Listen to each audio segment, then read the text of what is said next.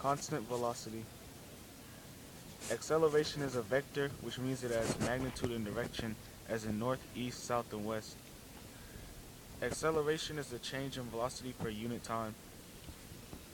Here are the variables for the equation that we're going to do. V is velocity, and the units are meters per second. A is acceleration, which is meters per second squared. T is time, which is in seconds. And VI is initial velocity, which is in meters per second also. Here's the equation that we're going to use, which is distance.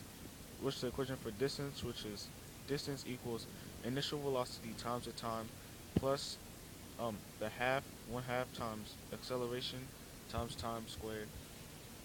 And here's a problem that we had. A skateboarder was riding down a ramp starting at 1.7 meters per second and accelerated down the ramp at 1.5 meters per second squared for 5 seconds. How far down the ramp did the skateboarder travel? And here's a picture of the equation we had, the problem. Here's a velocity right here. Here's the initial velocity, and he's accelerating 1.5 meters down the ramp, and then for 5 seconds.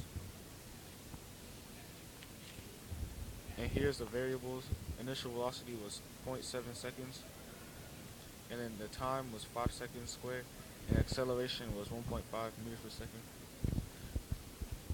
Here's the equation again that we're going to use. Alright, and now here's the equation with all the variables plugged in that we're going to use for the equation. And here's it worked out, as you can see. And then here's the answer, 22.25 meters.